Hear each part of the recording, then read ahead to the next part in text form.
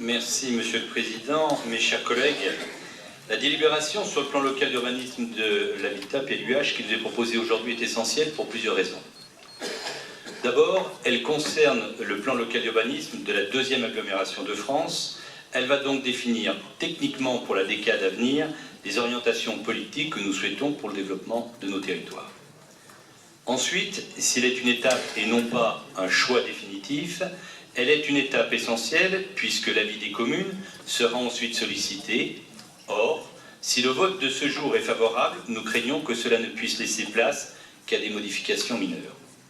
Enfin, ce PLUH est un élément, un outil parmi d'autres dans la réflexion que nous devons avoir pour définir notre vision métropolitaine. Pour donner un sens, nous dirons même une âme collective à la métropole de Lyon.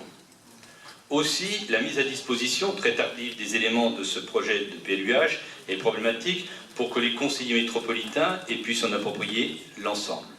C'est une observation que nous avons d'ailleurs été amenés à faire en commission et qui vient d'être reprise notamment par un membre de notre groupe. Sur ces trois éléments, il apparaît que nous n'avons pas encore abouti complètement.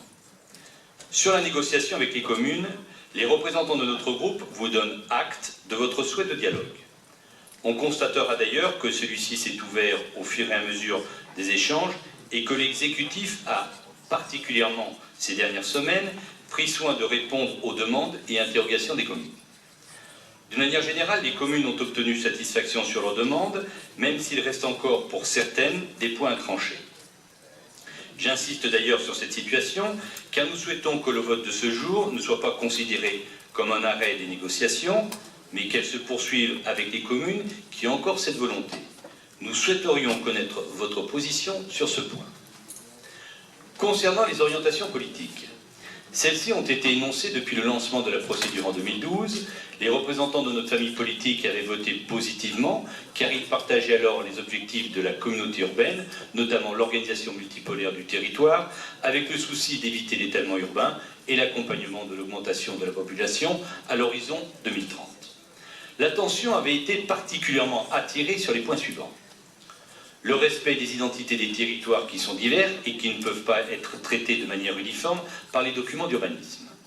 Le refus d'une densification aveugle qui vous a souvent amené à nous proposer un développement quantitatif des logements sans vous soucier de la qualité du cadre de vie qui doit accompagner ces constructions.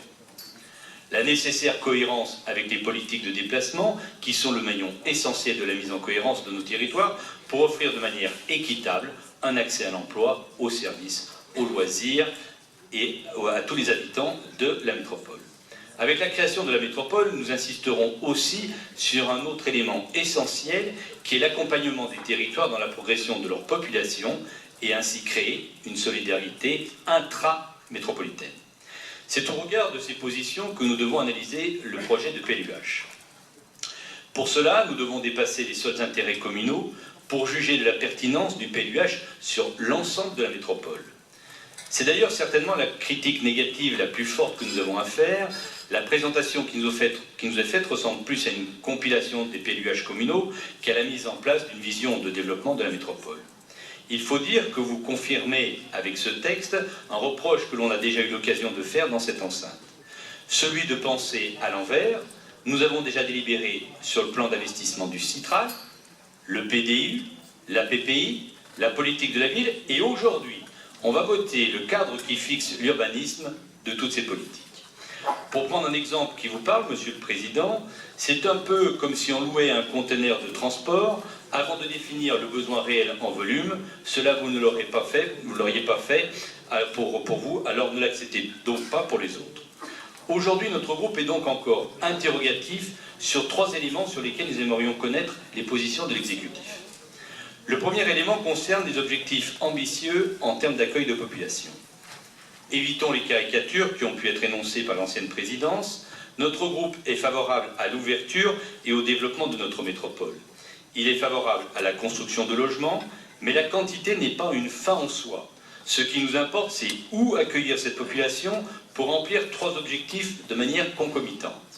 Le premier objectif, c'est donner à ces nouvelles populations le cadre de vie qui permette leur épanouissement à la fois en termes d'emploi, de services publics notamment de santé, de transport, de loisirs, d'enseignement et autres.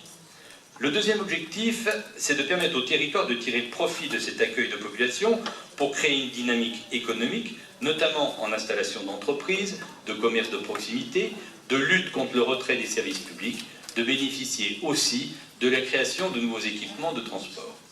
Enfin, le troisième objectif, c'est d'assurer que ce développement de population se fasse conformément à nos engagements pour une métropole respectueuse du développement durable, ce qui nous contraint à offrir au plus près des logements, les emplois et les zones de commerce.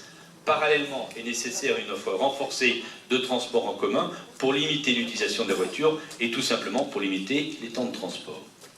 Or, nous ne pouvons que douter de l'engagement de votre majorité à assurer cette vision cohérente du développement de la métropole.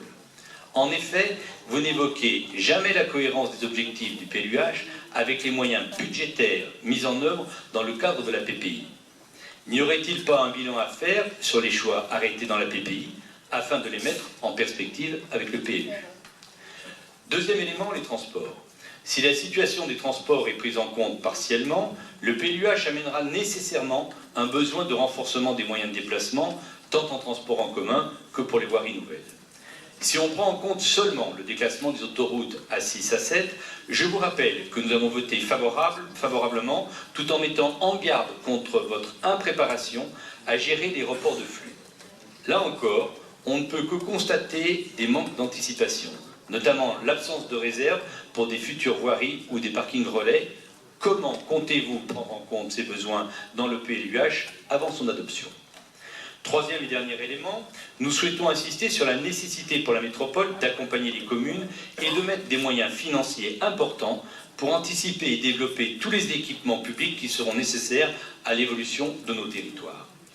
Depuis plusieurs années, nous appelons à la définition d'une politique transparente sur la désignation des équipements métropolitains afin d'étudier le décroisement des financements pour certains et à l'inverse, l'engagement croisé des financements en faveur de certains équipements devant subir partiellement des charges de centralité. Si cela semble assez bien fonctionner sur les villes de Lyon et Villeurbanne, il est notable de constater que les autres communes doivent assumer seules des charges qui ont une vocation métropolitaine. Les choix de répartition géographique de la densification conditionnent le développement d'infrastructures.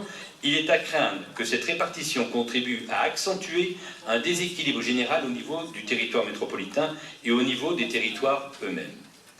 Partagez-vous cette volonté d'accompagner les communes dans le cadre d'une démarche collective de soutien au renforcement des équipements nécessaires au développement de la métropole?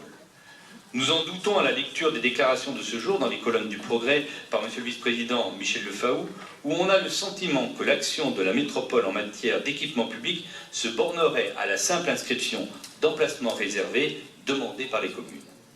Êtes-vous prêt, Monsieur le Président, à ouvrir ce débat dès aujourd'hui pour préparer avec les communes la future mise en œuvre du PLUH? Comme vous l'avez compris par notre propos, nous avons pu constater votre volontarisme à trouver des solutions concertées et pérennes avec les communes. Cela ne peut que nous satisfaire et nous souhaitons que cette ouverture se poursuive avec les communes qui ont encore des évolutions en cours d'instruction. En revanche, nous sommes beaucoup plus réservés du fait de l'absence d'une vision métropolitaine de ce PLUH. Aussi, c'est avec intérêt que nous écouterons votre positionnement sur les propositions que nous venons d'émettre. Je vous remercie.